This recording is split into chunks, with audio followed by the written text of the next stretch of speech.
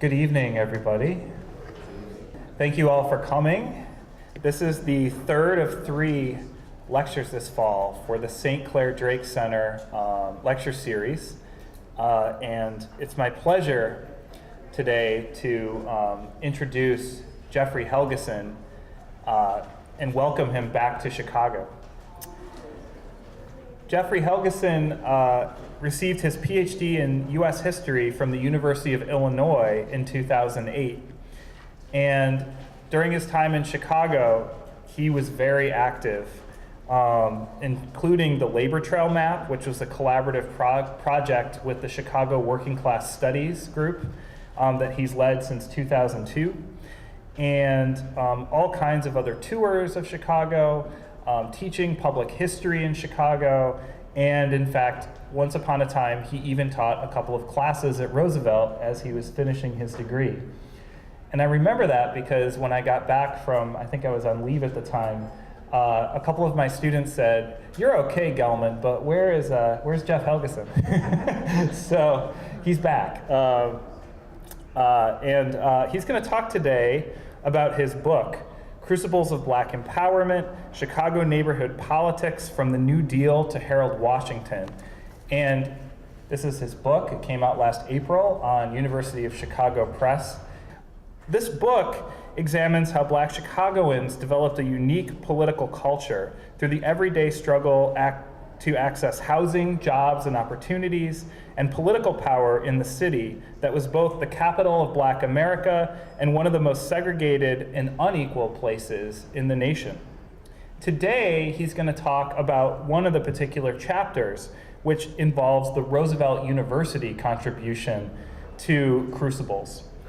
Roosevelt in the 1950s and then going into the 60s was a key space in Chicago to formulate ideas and actions that involved all kinds of anti-racist activism. So please join me in welcoming Professor Helgeson back to Roosevelt and back to Chicago.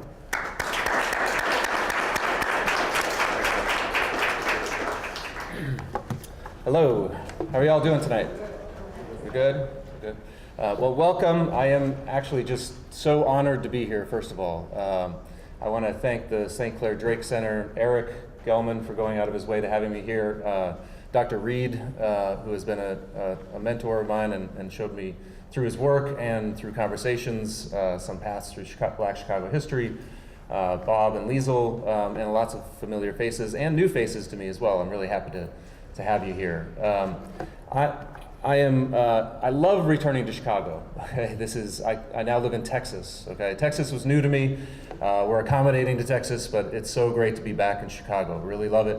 And when I get here, memories just come flooding back in. I was almost knocked off my feet when I walked back into Roosevelt with all the students that I'd had, the great conversations that I'd had here, the work that we did on the Labor Trail Map through, in part through Roosevelt. It's just been so great to visit your class today and to be able to be here again. What I want to talk about today actually resonates pretty deeply with those memories of this institution as well as my memories of Chicago more broadly. And in part what I'm going to talk about is the kinds of institutions that became incubators of political activism and the kinds of political activism that they created, okay? The evolving kinds of political activism that were created. At the same time, and I don't think this is incidental at all, given the state of higher education today, what I'm going to talk about has significance for the role that the social sciences and the humanities can play in the larger world. And basically what I'm talking about is the relationship between people like us, academics, and the bigger world. I lived in Chicago for just over 10 years. And that's about a quarter of my life, just to let you know how old I am, all right? And in fact, in another way, I had actually been living with Chicago politics virtually my whole life. My mom has been a community organizer since the 1970s, trained by the Alinsky School of Organizers. And so even though we were living in Minneapolis and then just outside of Queens on Long Island, as I was going to church basements in Minneapolis and Queens and Brooklyn, I was very much growing up in the environment of neighborhood-based Chicago-style politics. When I saw my mom, on the platform with the Archbishop and the mayor of New York City, dedicating the Nehemiah housing. That to me was the kind of politics that I understood. That to me was the kind of power that I understood that ordinary people could get by organizing, at first, very small scale kinds of things, and then building to very large achievements. And so when I got to graduate school and I started to read what historians had written about Chicago politics, of course there's so much to learn, and I wasn't trying to reinvent the wheel by any stretch. But I did feel like there was a kind of a story there about everyday politics and its development over time and its effect on the big story of Chicago that hadn't been told to the degree that it could have been told. What most historians, and I think Dr. Reed actually stands out from this somewhat, but most historians have focused on a relatively narrow range of relatively radical black activists, or they had focused on the making of what two social scientists call American apartheid. And I wanted to talk about the kind of a complementary story about everyday politics that resonate, you know, that I understood because of where I came from, and that I had thought it was missing from the literature. This kind of politics has its roots in everyday experiences, has its roots in the efforts of people to try to improve the quality of their life in their everyday situations. It is always inevitably disappointing, okay? And so what you have to try to figure out in some ways is, why do people who recognize, who know, who write about, talk about the large-scale structures that are keeping them from being able to live the lives that they want, why do they continue to organize on the neighborhood level? Why do they continue to work with the institutions of the city? Why do they continue to work through electoral politics? Why do they continue to work through the unions that have been exclusionary? Why do they continue to work through neighborhood groups like block clubs that are far from perfect as engines for change? And so I was thinking about all that as I was doing my research. I was also thinking about that as I was living in the Pullman neighborhood, George Pullman's model town on the far south side. Two of my former neighbors just arrived, and I'm not going to tell the whole story, but in 2010 I was working on this book at my home office, and I got an email from the Pullman Civic Organization that told me that Walmart was wanting to move into our neighborhood. And here I am, a labor historian who studies neighborhood change and jobs and the fight for the quality of life. And I thought, I got to go to this meeting and see what's going to happen. And of course, can't keep my mouth shut. I started talking about how we should use the power of the union movement. We should use the power of City Hall to demand essentially good jobs from Walmart. And of course, I wasn't the only person in Chicago who saw this, right? My neighbors saw it. And there was a good jobs coalition in Chicago, a pretty powerful one that included the Chicago Federation of Labor, some aldermen, and neighborhood organizations. And we got involved because we were local people. We were doing press conferences. We actually met with the Chicago Tribune editorial board. That was the softest brick wall I've ever run into. They basically told us that any job is a good job, and that is also what the alderman told me. He only told me that, though, actually after we'd been kicked out of his office 3 times in one day for making a quote-unquote disturbance. That disturbance consisted of 2 3-year-olds playing on the floor with matchbox cars. My wife was over 9 months pregnant. She gave birth to Jesse the next day after we'd been kicked out of his office 3 times. So I always say, if you need to, jumpstart a delivery, you just need to go get in a labor activist engagement. Okay. But this was just a couple of weeks after Jesse was born. We found out that Dennis Gannon, the head of the Chicago Federation of Labor, was going to basically give in on the attempt to try to get a community benefits agreement from Walmart. He was making a calculated decision about the fact that they were promising some jobs to people who were in the union, and we understood that, but we also took this as a real disappointment. And this is the kind of disappointment, right, that neighborhood-based politics always create, ultimately, I think. Luckily, we had some pretty amazing allies in this, and one of these women, Carol Parks, who has deep roots in the Black arts movement and media and political activism in Chicago, was on the phone with me, and we were kind of going over what the lessons of this struggle were. And I'll never forget what she said to me after we kept kind of going over what could have been different and what wasn't going to be different and all of that. And she said, and this is a direct quote, "When there's so much or so little to deal with, you wonder when to fight and when to settle.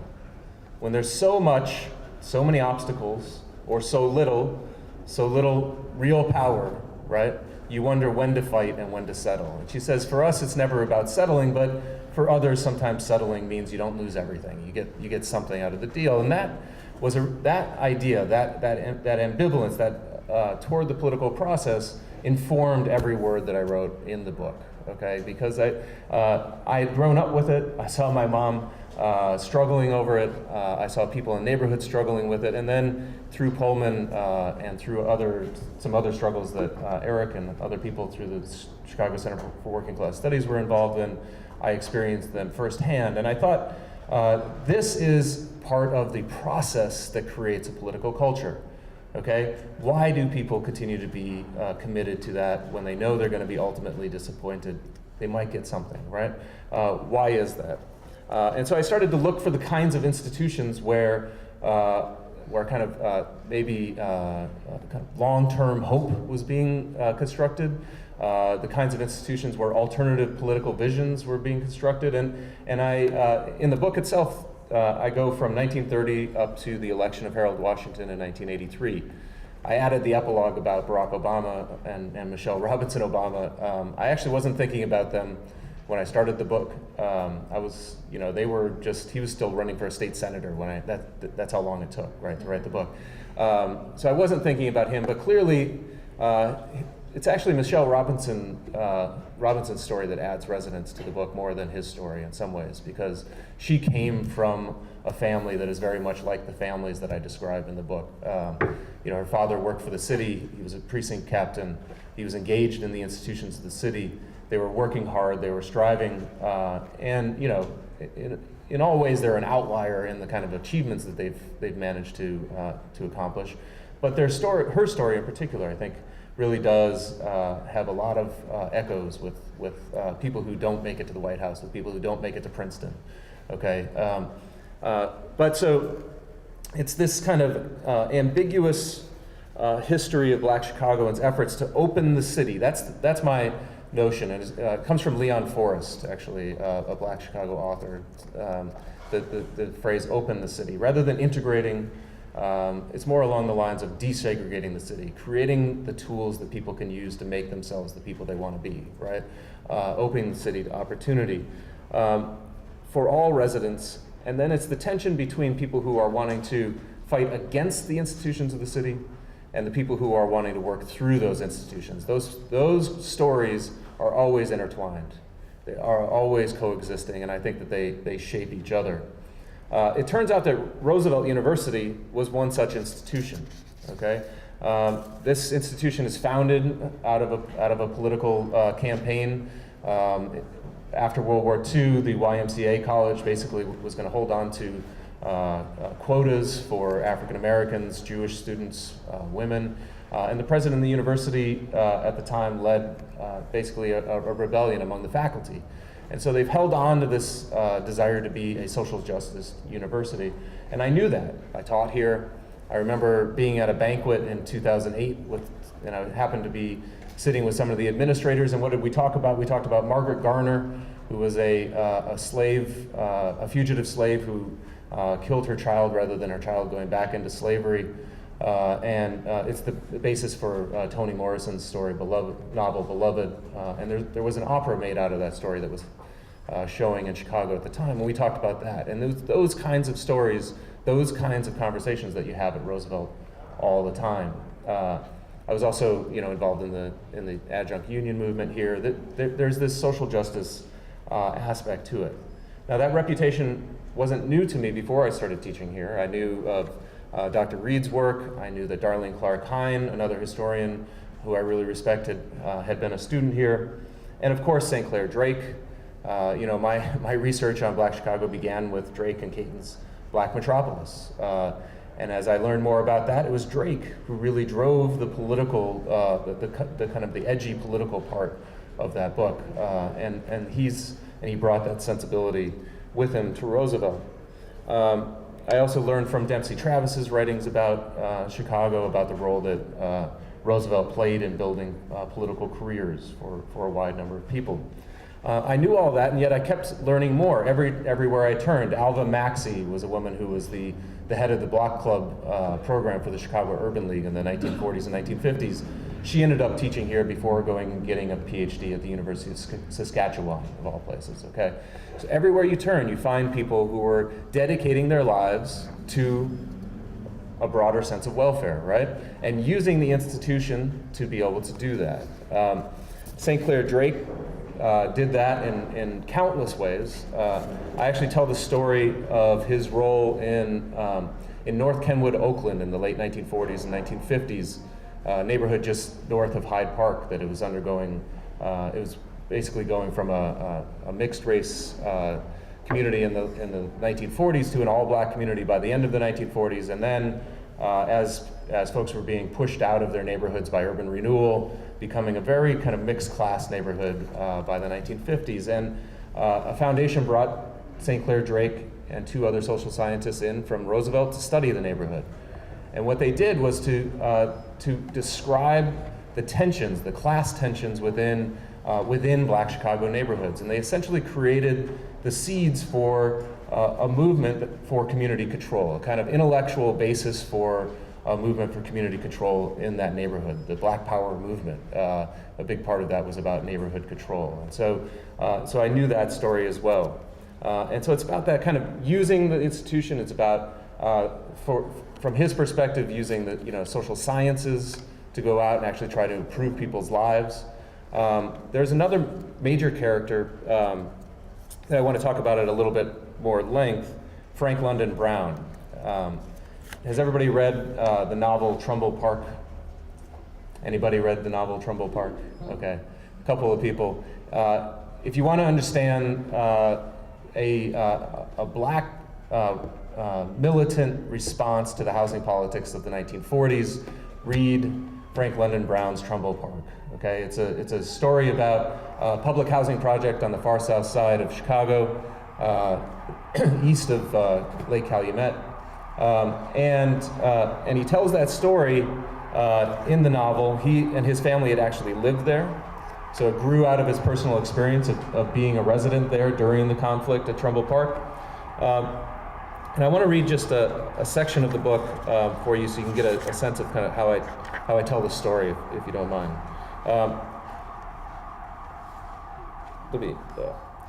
Among the best expressions of a vision of Black political and cultural empowerment was the landmark 1959 novel Trumbull Park by Frank London Brown. Trumbull Park details the struggles of a family much like Brown's, who were among the first African Americans to move into the previous all-white Trumbull Park housing project. The novel traces the ways that Black families in Chicago awoke to the broader political implications of their personal ambitions.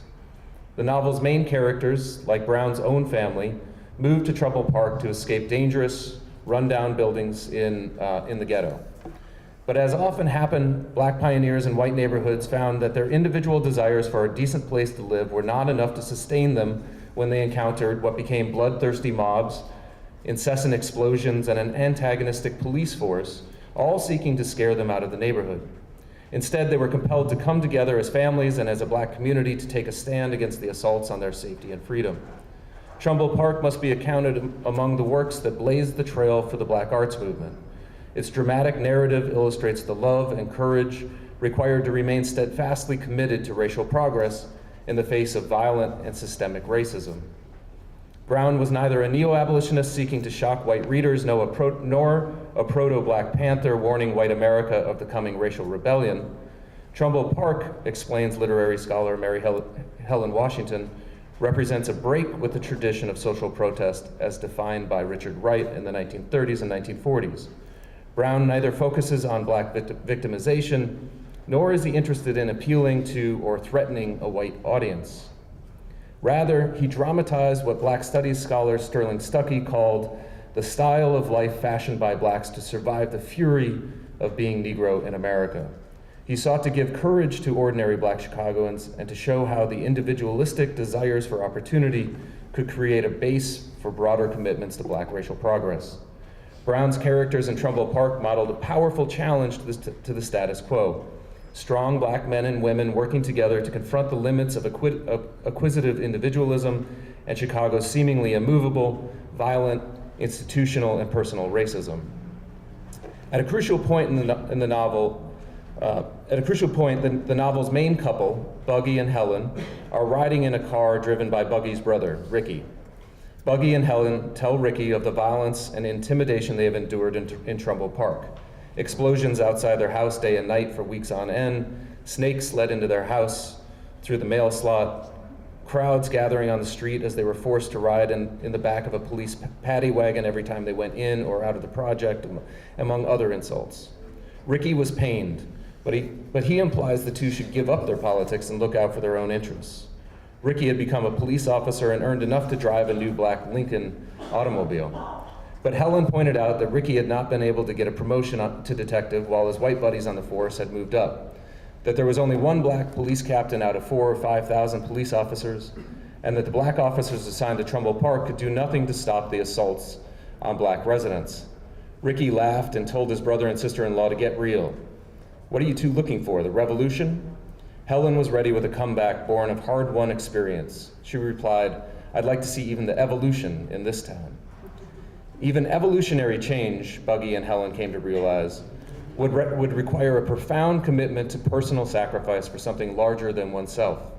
The price could be very high. Buggy told his brother that he was going to stop riding in and out of the project with the police.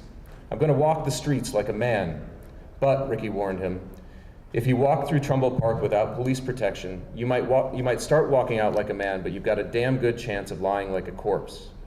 Buggy had reached a point where such sacrifice seemed worthwhile, and he replied chillingly, well, that's all right too.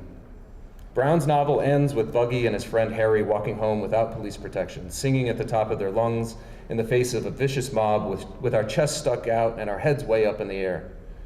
Brown distilled the tensions between individual self-interest and commitment to the race that were always present in black politics in Chicago.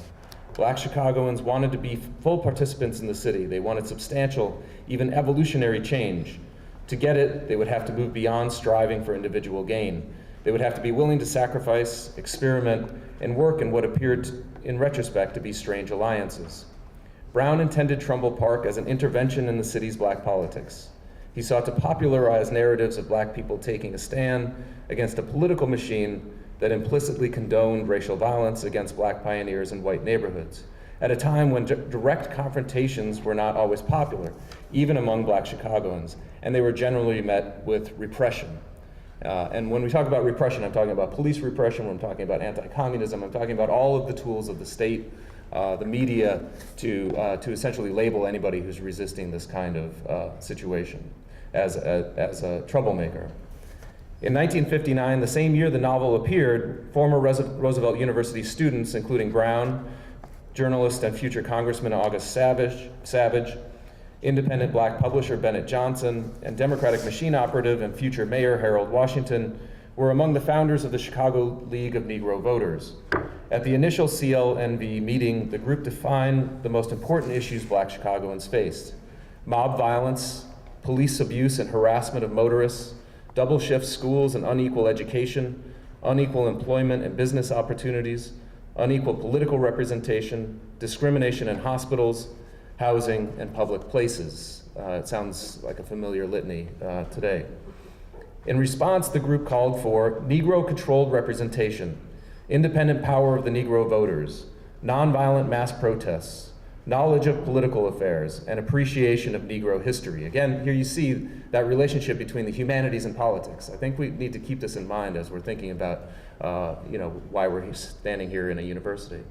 The League increased pressure for black political power independent of the existing machine, inspired by racial pride and solidarity. This was a move toward black power, even if it wasn't in capital letters yet. Yet the League still framed its work in the era's dominant integrationist ideals. And I try to give you a sense, as we're going through the book, that these things are evolutionary, okay? That people are moving through history, that they're taking ideas that exist, revising them constantly. There's no kind of switch that turns off the civil rights movement and turns on the black power movement. These things happen over time, and that political process, I think, is deeply important for us to understand as citizens and as scholars. The group was intensely nationalistic, Bennett Johnson remembered. Our priority was our own folks, and that made us persona non grata to the white organized left. But they were far from being a separatist group. Indeed, they believed in the necessity of racial solidarity as a path to greater political power, even as they retained faith in integration.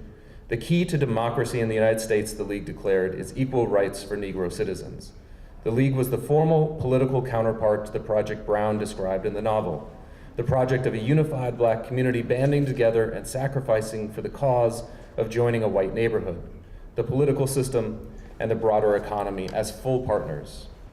Nonetheless, the League moved to distance itself from the liberal establishment. And here's that evolution. The group's supporters included both Democrats and Republicans, including T.R.M. Howard, a prominent black Republican and dentist who had been run out of Mound Bayou, Mississippi for his civil rights activism. And the League called for black voters to play the two political parties against each other, okay? There are reactionary elements in both parties, the group argued.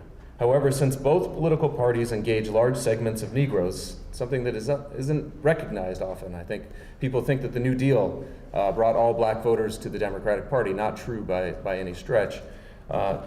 So they're saying, since both political parties engage large segments of Negroes, we must search for areas of cooperation and joint activity to relieve our common oppression.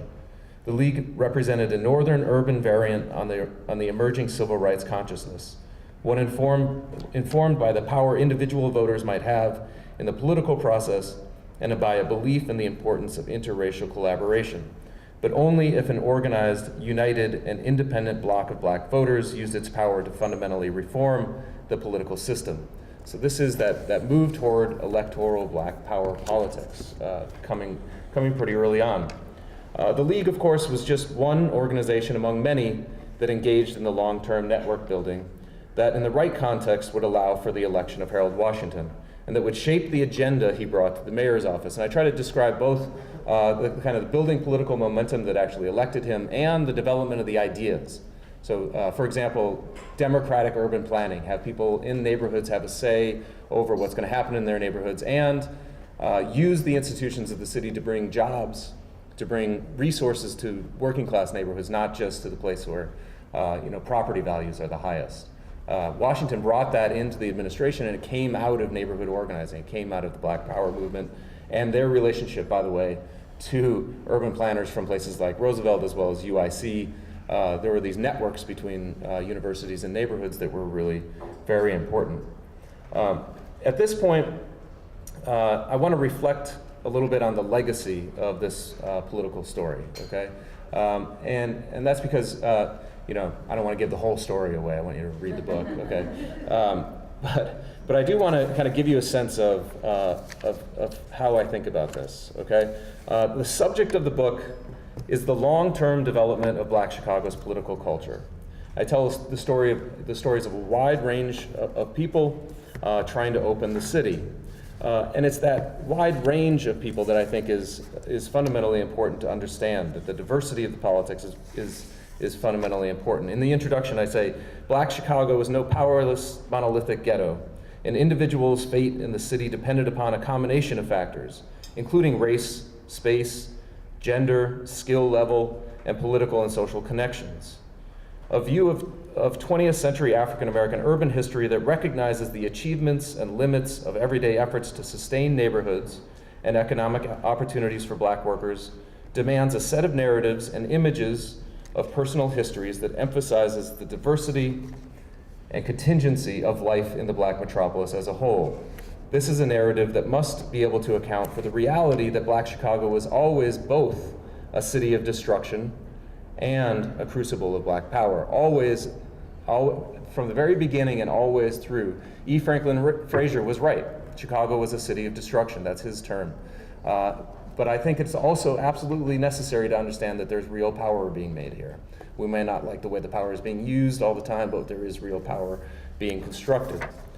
Faith in Black Chicago as a place of hope would be tested again and again, both in the limits of individual campaigns for housing, jobs, or political power, and in the realization of the increasing levels of segregation, combined with the loss of good working class jobs over the course of the post-war period.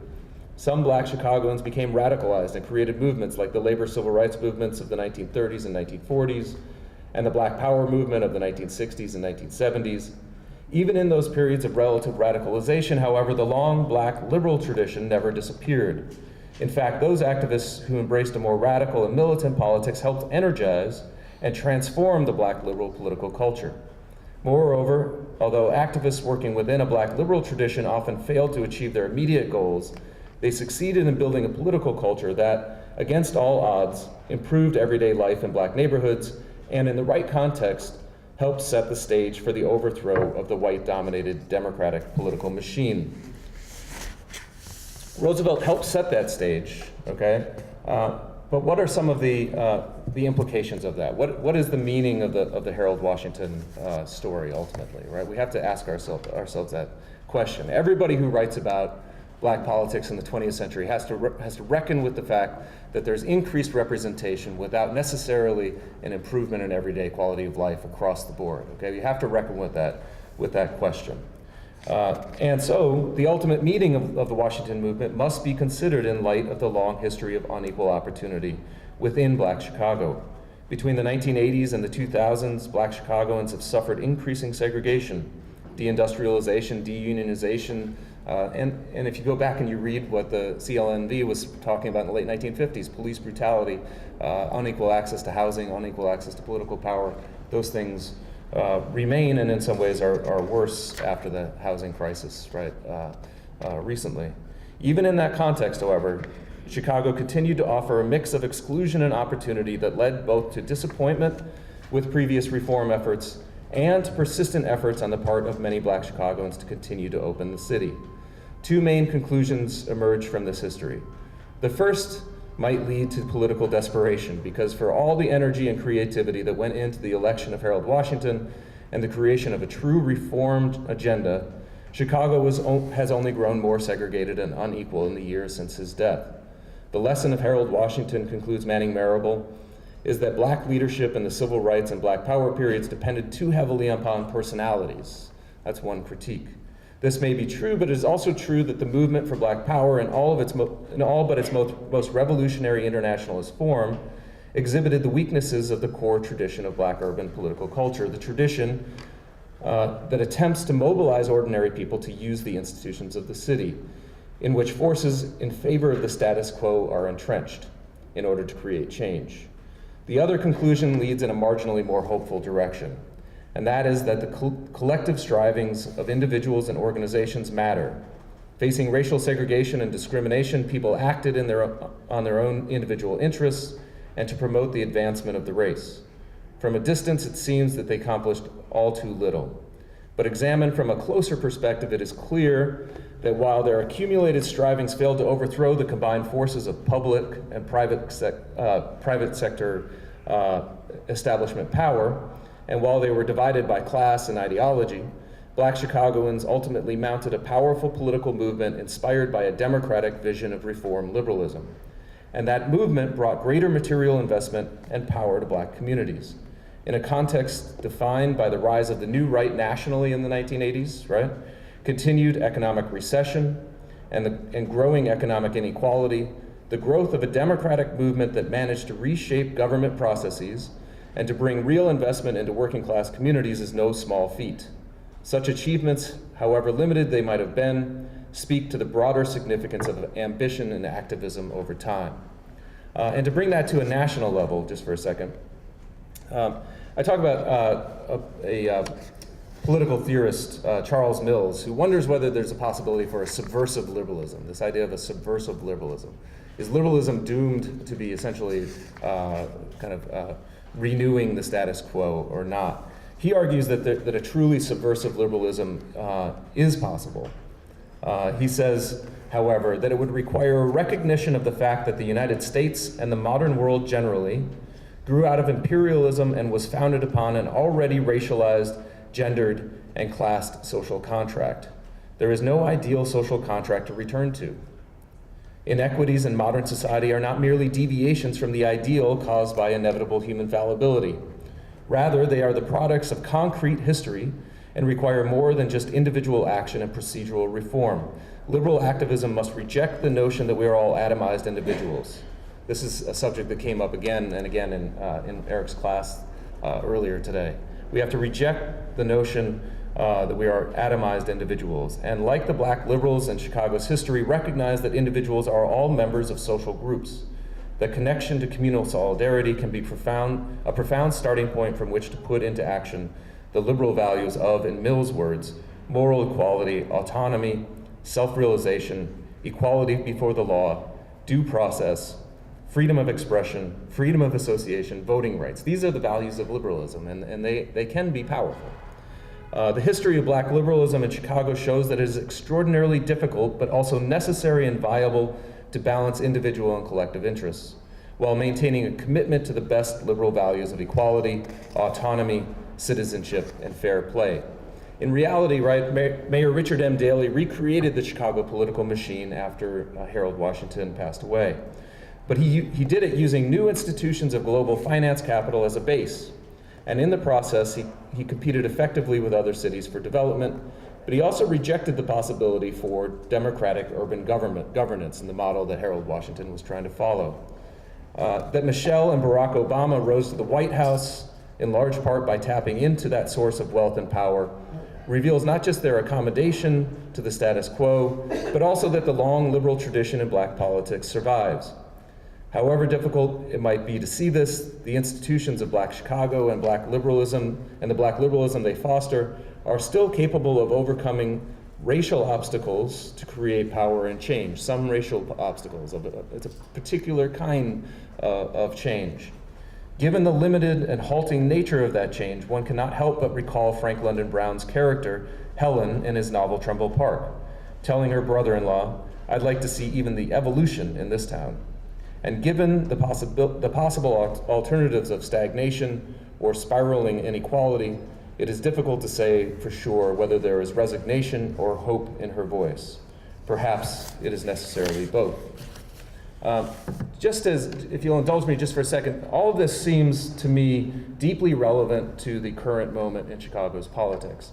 I was struck by James Tinwa's recent take on Karen Lewis's decision not to run for mayor. James Tinwa actually is associated with the Chicago Center for Working Class Studies, and I've learned a lot from him, watching him be a leader in the activist community. Basically, he just wrote in these times about Karen Lewis's announcement that because of her brain tumor, she would not be challenging Rahm Emanuel for mayor. Lewis's power, undeniably rooted in her individual political brilliance and her leadership of the most important insurgency in Chicago in decades, is translating into an effort to try to create power through electoral politics. What could be more similar to what was happening before? But as I'm trying to say in my book, and as Tinwa says of the movement that grew along with Lewis's leadership, in the right context, electoral politics can be truly oppositional. Emanuel's administration has provided a large part of the necessary mix by engaging a political agenda so deeply antagonistic to the demands for social justice in Chicago that it's created the basis for solidarity. Sometimes the forces of subordination become so clear that even a voter registration drive can become part of a substantive insurgency. And as Tinwa explains, the Chicago Teachers Union has potentially provided the other key ingredient, as he puts it, long-term base building, which is exactly what I'm trying to talk about here over 50 years, long-term base building, that in the right moment can create an insurgency with important but always inevitably limited effects. The idea here is that in victory and in defeat, there will be struggle, right? To end, I just want to quote Gwendolyn Brooks's poem. It's always good to end with Gwendolyn Brooks, right? She's more eloquent than anybody else. And on the occasion of Frank Lyndon Brown's all too early death at the age of 34 from leukemia in 1962, she wrote a poem. And the last two stanzas end like this: "We've given our goodbyes, there are no further choices, there's nothing left to know, but carry back the fact of the stone in his voices, but carry back the storm of the organ in his eyes." To my mind, what Brooks is saying in that last stanza is that it is up to us, that in the face of death, in the face of disappointment, Our armed arbiter, our scrupulous pioneer, has died, but there is nothing left to know other than the stone of hope in his voices and the storm of struggle in his eyes. I'd be happy to take questions.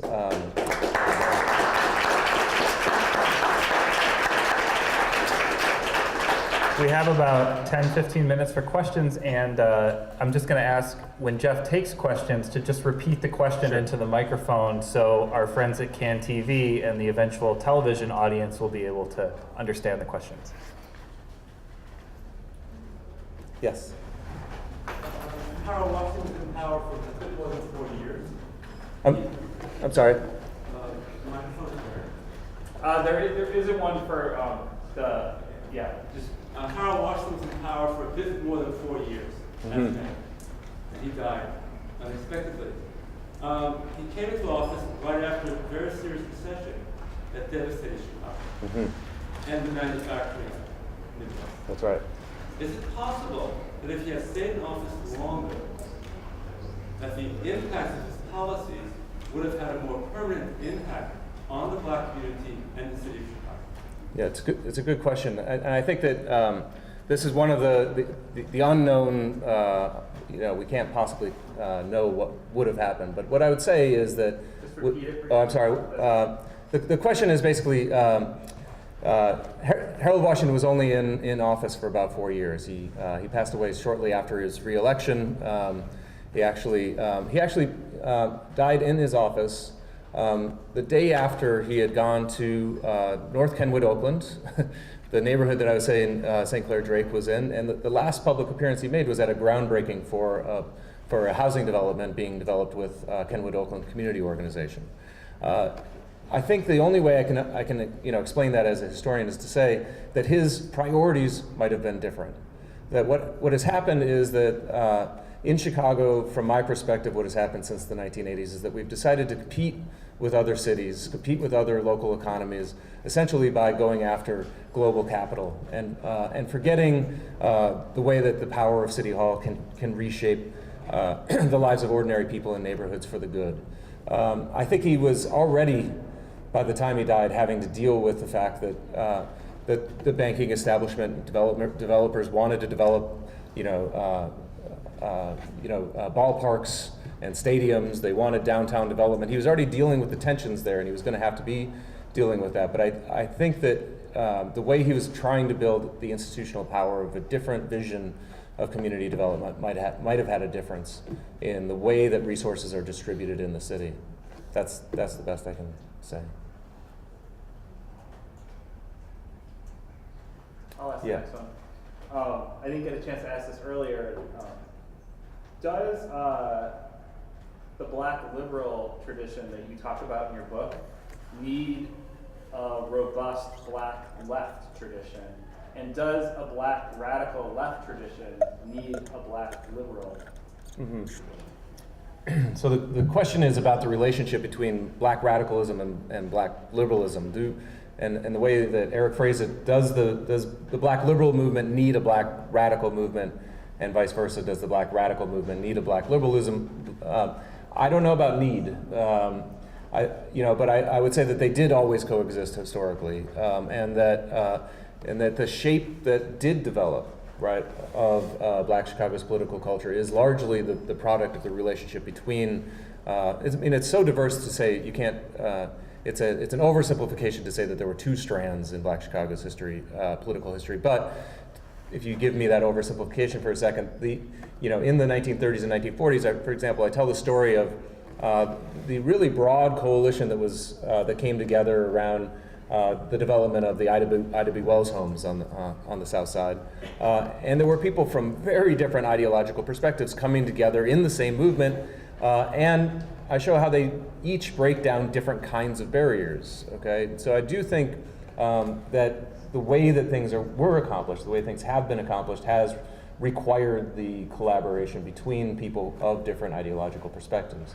I just shy away from the need thing, but I do think that it's good for politics to have radicals around.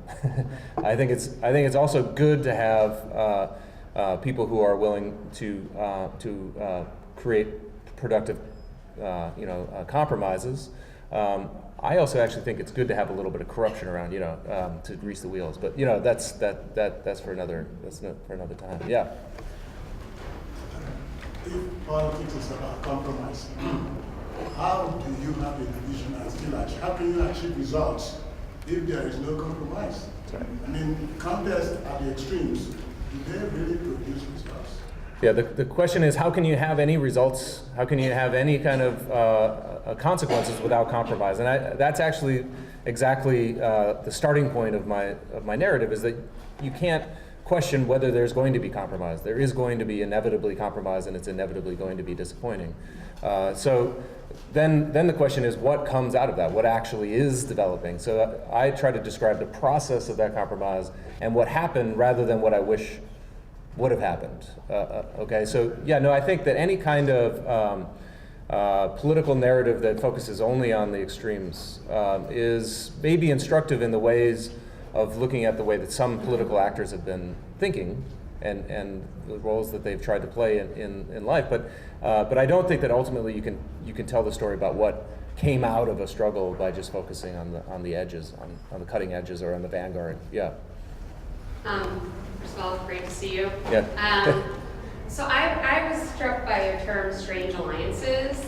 I really like that. And I was thinking about sort now, Chicago now, and the withdrawal, as you mentioned, of Karen Lewis from the mayoral race. And I guess it seems as though we're even more polarized politically than we have been in the past.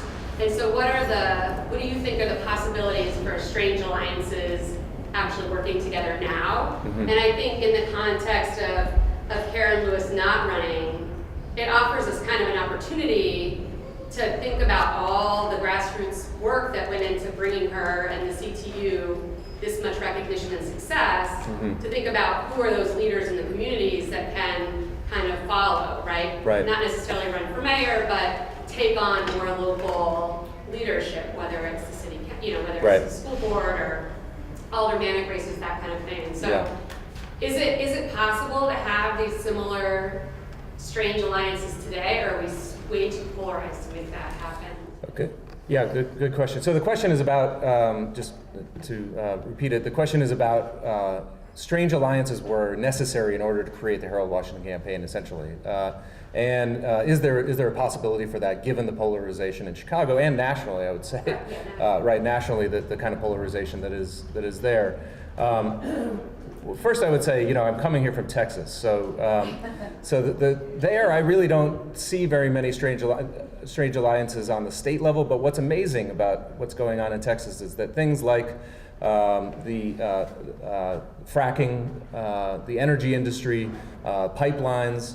That I have a student right now who's creating a documentary right now about the resistance to some of the pipelines that are running through towns, and she is going into urban neighborhoods in Houston. She's going to suburbs north of Dallas. She's going Texas is a big place. She's going all over the place and finding libertarians, finding black nationalist activists, finding Chicano and Chicana activists coming together, and they kind of look at each other strangely. But there are the seeds of strange alliances, even in Texas, around those kinds of things. One of the points that James Tinworth makes in his article is that he starts to name some of the people, some of the leaders that came out of this, and I think that's a really interesting take on this. And given also Manning Marable's critique of the Harold Washington movement, that people relied too much on his personality. I would never, I don't want at all to say it's a good thing. But I'm saying, given the situation that we're in, the possibility of creating a broader base of talent at the top, his argument is that it's going to create not necessarily a possibility of winning the mayor's election, but of electing a city council that can be more oppositional than it otherwise would be. Maybe Harold Washington, by destroying the patronage machine, helped to make possible a different kind of city council than had elected before. That's my most optimistic, So I think it's a good question, and I don't know what's going to happen, but it does seem like people are already trying to do what you're suggesting. Yeah. Yes. How did you categorize or label after Harold's death, Gene Sawyer into office, and I'm particularly talking about the empowerment within the black community that was in opposition of each other via Conrad Worrell and Dorothy Tillman for the sake of discussion. How do you label and categorize that? And how do you see them when you talk about black liberalism versus da-da-da? What do you, because the unity was split. Right. So how do you categorize? Right. Yeah, no, so the question is about the people who, after Harold Washington died, Eugene Sawyer, Dorothy Tillman, and other folks who were trying to continue to build on the political movement that had been there before. I talk a little bit more about Tim Davis than I do about those folks. The narrative goes up to 83, so that's my cop-out answer. But what I would say is that you're right, that the lack of unity there, in part because there wasn't a unifying personality, means that kind of politics is hard to build solidarity around. And that's one of the main questions of politics in general, of any movement. Where do you find the solidarity in it? And I think that was what was going on there, is that you do have to have somebody to kind of, or either an opponent, a target, a goal, or a leader that's going to be able to kind of piece those different movements together. What I get you to focus on, you had a person. The person was Eugene Sawyer. The office was mayor. But what you had was the unity was divided. Right. And I'm asking you, who was the black liberal, who was the black conservative, who was the whatever you say they were? Yeah. How do you see that? So how do I label people? And I don't think that this is a cop-out, actually. What I would say is, one of the things I learned from somebody who commented on the manuscript early on is that I had in the manuscript, this black liberal is doing this conservative is doing that, this radical is doing this, and they told me to stop. Okay? Stop labeling people. Okay? Talk about what they do. Talk about the directions that their politics are taking. Talk about what the effects of what they're doing is. Don't label them. And so I actually try to really hard to stay away from that kind of a thing. And I think it ultimately is analytically more powerful to talk about the kinds of tensions that are embedded in everyone who's trying to deal with electoral politics. And so that's, again, I'll kind of defer in that sense. I don't think I have the answer that you're asking for. Yes, ma'am. I'm kind of interested to follow up on something you said earlier in your remarks, and I think you have a kind of unique perspective on it as an insider as well as an outsider. And that's, my question is, when and why do you think Roosevelt ceased to be a, quote, incubator of political activism? Sensitive question. The question is, when and why did Roosevelt cease to be an incubator of political activism? Okay, I'm going to put it this way. The students who in the class that I visited today were students who who walked out of their classes yesterday in order to protest police violence, who marched down to City Hall in order to protest that. I think that it is still happening here in a way. Why is there not another Harold Washington coming out of here? I think I don't know the answer to that, in terms of the sort of institutional dynamics inside of here. But I think it has a lot more to do with the obstacles to building political movements in our current environment than it has to do with Roosevelt. I think that there are young people going through this institution who are committed to a political vision, who are learning a whole heck of a lot about politics and going out into the world and trying to act on those things. But political competence, political energy needs to be part of a certain moment in history. It needs to be part of a movement. And I think that, I'm not around here that might be a better question for somebody who's here every day, about who's more informed about what's happening with the students and the CTU strike, who's more informed about what's happening with the students who are here today and what's going on in those movements that we were just talking about. So, One more question? Yeah, one more question? Sure. Jeff, first of all, congratulations. Thank you. So the book is titled The Crucibles, right, plural, and there are obviously a number of crucibles, a number of platforms and foundations in which this empowerment.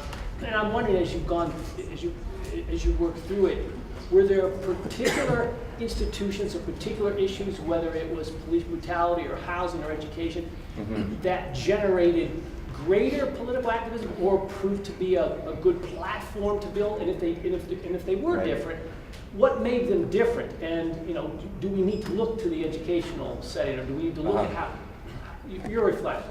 Yeah, no, so the question is, which of the crucibles were potentially most productive, right? And I do pay attention to quite a few different institutions, labor unions, block clubs, other kinds of community organizations, Black Power, community development organization, I mean, a whole range of kinds of things. And the subtitle is Neighborhood Politics, okay? So I think that you could tell a story in which you're really focusing on the way that the workplace is the incubator for power. You could definitely tell that story. That's not the story I wanted to tell, because I thought other people weren't telling the story about neighborhoods. And I think there are real limits to neighborhoods as places of crucibles of power. But what they do is to make very clear the kind of obstacles to the life you want to live, to give people very clear targets for activism, to give people small scale goals that then they can build on over time. So I focus on housing politics and community-based politics to a greater extent than I do some of the other. The workplace is the kind of the key other place. But in part this is because I think personally, and as a scholar, that cities, okay, and housing are going to be going forward one of the key places of struggle, one of the key places where we're going to have to figure out how to empower people who are going to find it much, much more difficult to own housing going forward, who are going to have to try to figure out how to get good housing in a rental market, who are going to try to have to figure out how to be full citizens in a country that gives financial and political benefits to homeowners.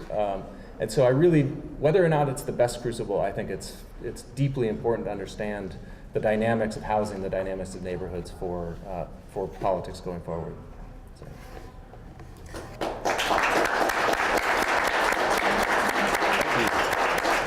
Thank you all for coming again.